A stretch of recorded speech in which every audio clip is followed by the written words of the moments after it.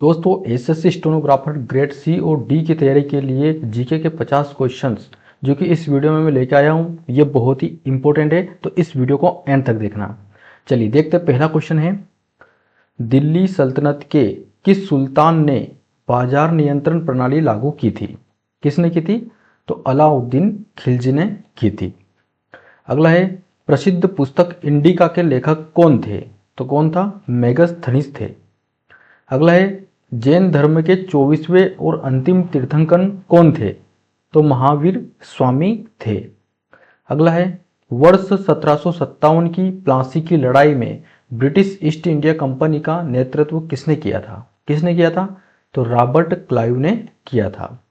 अगला है, सारे जहां से अच्छा हिंदुस्तान हमारा गीत के रचनाकार कौन है? कौन है? तो ध्यान रखना, मोहम्मद इकबाल है। अगला है, महात्मा गांधी ने भारत में अपना पहला सफल सत्याग्रह कहाँ से शुरू किया था? तो चंपारण से किया था और वर्ष 1917 में किया था। अगला है, गदर पार्टी की स्थापना 1913 में सैन फ्रांसिस्को में किसने की थी? तो लाला हरदयाल और सोहन सिंह भकना ने की थी, है ना। अगला देखिए, भारत के किस गवर्नर जनरल ने व्यपगत का सिद्धांत यानी कि हड़प नीति लागू की थी? तो किसने की थी? लॉर्ड डलहौजी ने की थी। अगला है, कैबिनेट मिशन किस वर्ष भारत आया था? तो ये 1946 में भारत आया था। अगला है, अर्थशास्त्र पुस्तक के लेखक चाणक्य का दूसरा नाम क्या था? तो चाणक्य का दूसरा नाम है विष्णुगुप्त, जिनको हम कौटिल्य कहते हैं, है ना। तो इसमें कंफ्यूज नहीं होना है। दोस्तों वीडियो पसंद आ रही है तो वीडियो को लाइक जरूर करें। चैनल पे नए हो तो चैनल को भी सब्सक्राइब कर ले, क्योंकि एसएससी स्टेनोग्राफर ग्रेड सी और डी के लिए जितने भी जीके जीएस के इंपॉर्टेंट क्वेश्चंस होते हैं वो इस वीडियो में मैं डेली रात 8 बजे हमारे चैनल पे वीडियो अपलोड करते हैं, जिसमें हम कवर करते हैं सारे प्रीवियस ईयर के क्वेश्चंस को और कुछ एक्सेप्टेड क्वेश्चंस को जो आने की संभावना रहती है ना। तो अपने दोस्तों के साथ इस वीडियो को जरूर शेयर करें। चलिए क्वेश्चन है, भारतीय संविधान का अनुच्छेद 21A किससे संबंधित है?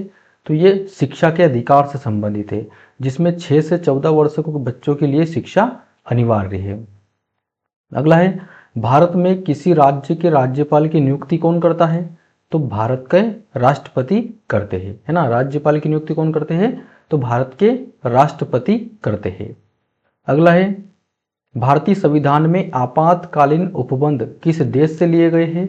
तो ये जर्मनी के वीमर संविधान से लिए गए हैं। जर्मनी के संविधान का नाम क्या है? वीमर संविधान, जिसको वाइमर संविधान भी कहते हैं। अगला है, संसद का सदस्य न होते हुए भी कौन संसद की कार्यवाही में भाग ले सकता है? तो भारत के महान्यायवादी, है ना, अटॉर्नी जनरल, ये संसद के सदस्य न होते हुए भी भारत की संसद में कार्यवाही में भाग ले सकते हैं। अगला है, भारतीय संविधान की प्रस्तावना में अब तक कितनी बार संशोधन किया जा चुका है? तो केवल एक बार संशोधन हुआ था, 42वें संविधान संशोधन के द्वारा, जिसमें पंथ निरपेक्ष और समाजवादी ऐसे शब्दों को जोड़ा गया था। अगला है, मौलिक अधिकारों के संरक्षण के लिए सुप्रीम कोर्ट किस अनुच्छेद के तहत रीट जारी करता है?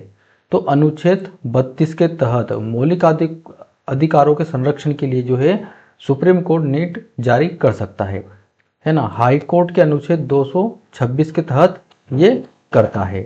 अगला है, भारत के मुख्य न्यायाधीश को पद की शपथ कौन दिलाता है? तो कौन दिलाता है? राष्ट्रपति दिलाता है। अगला है, स्वतंत्र भारत के पहले लोकसभा अध्यक्ष कौन थे? तो जीवी मावलंकर थे। स्वतंत्र भारत के पहले लोकसभा कौन थे? जीवी मावलंकर।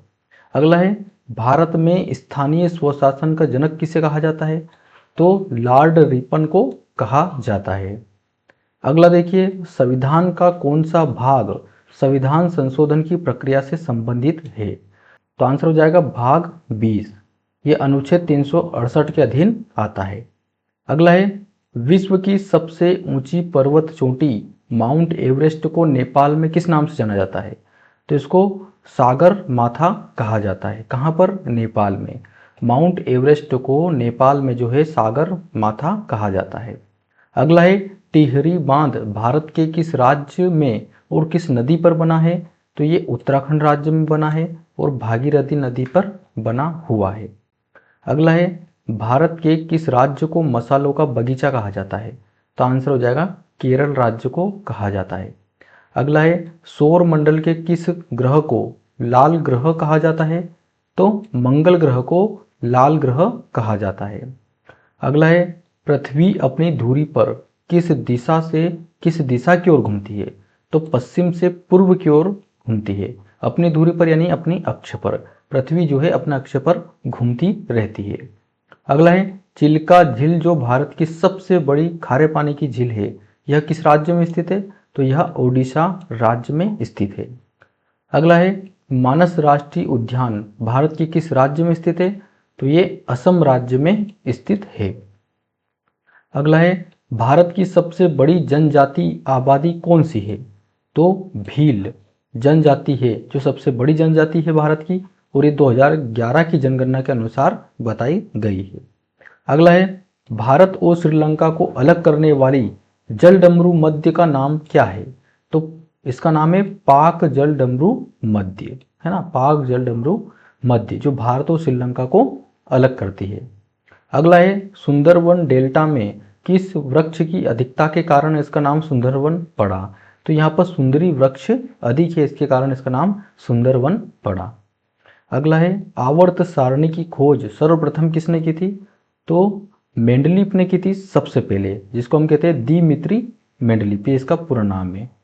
अगला है विद्युत धारा को मापने के लिए किस यंत्र का उपयोग किया जाता है? तो अमीटर का यूज किया जाता है। पीतल किन दो धातुओं का मिश्रण होता है? तो पीतल जो है तांबा और जस्ता, है ना, कॉपर और जिंक दो धातुओं का मिश्रण होता है।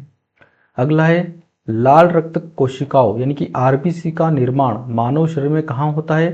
तो ये अस्थि मज्जा में होता है, यानी कि बोन मेरो में होता है।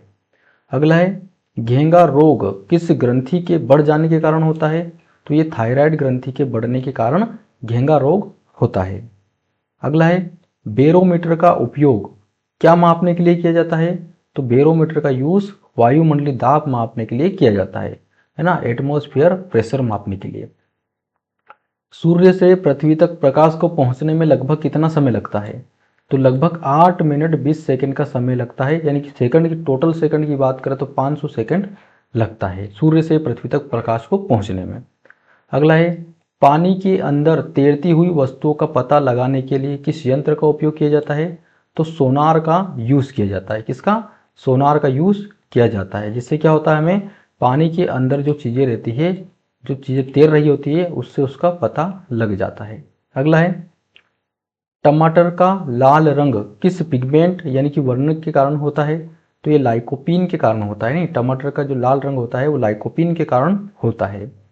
अगला है मनुष्य के लार में कौन सा एंजाइम पाया जाता है? तो टाइलिन एंजाइम पाया जाता है ना, टाइलिन एंजाइम पाया जाता है।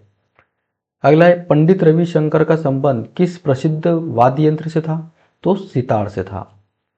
दोस्तों अगर वीडियो अच्छी लगे तो वीडियो को लाइक जरूर करें और कमेंट बॉक्स में एक प्यारा सा कमेंट करें कि वीडियो कैसी लगी है ना। इससे हमें क्या मिलता है? मोटिवेशन मिलता है, जिससे आपके लिए और भी मेहनत करने को दिल करता है। तो प्लीज़ एक कमेंट कर जरूर जाइए वीडियो ख़त्म होने के बाद।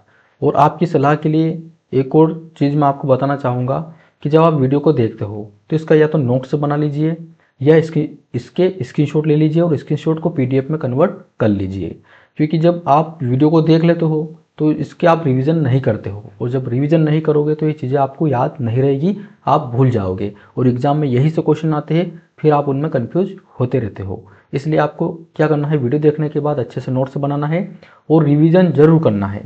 रिवीजन करना जरूरी है, नहीं तो आप भूल जाओगे, है ना। तो रिवीजन करते रहिए, जिससे क्या होगा, जब भी क्वेश्चन एग्जाम आपको दिखेगा तो आप तुरंत आपको आंसर याद आ जाएगा। चलिए क्वेश्चन देखिए, कथकली किस राज्य का प्रसिद्ध शास्त्रीय नृत्य है? तो ये केरल राज्य का प्रसिद्ध शास्त्रीय नृत्य है।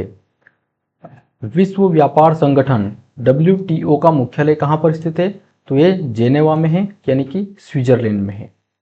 अगला है प्रतिवर्ष अंतर्राष्ट्रीय महिला दिवस कब मनाया जाता है? तो ये 8 मार्च को अंतर्राष्ट्रीय महिला दिवस मनाया जाता है। प्रसिद्ध पुष्कर मेला भारत के किस राज्य में आयोजित किया जाता है?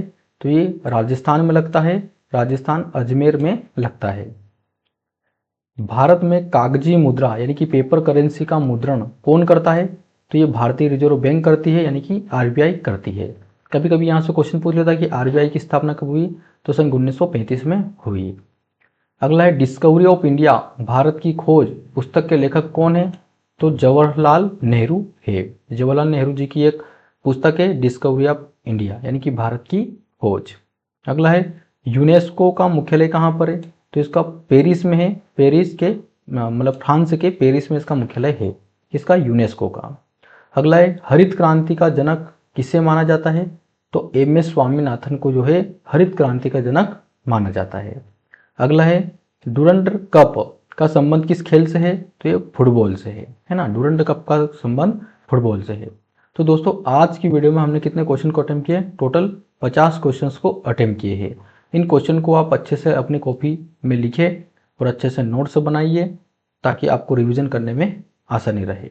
और डेली हमारे चैनल पर रात 8 बजे विजिट कीजिए, जिससे SSC stenographer grade C D की तैयारी के लिए बहुत ही बेहतरीन कंटेंट आपके लिए हम डेली लाते हैं। 50 क्वेश्चन डेली ऐसे करते करते आप जब 1 महीने तक तैयारी करोगे तो आपके कितने क्वेश्चन हो जाएंगे?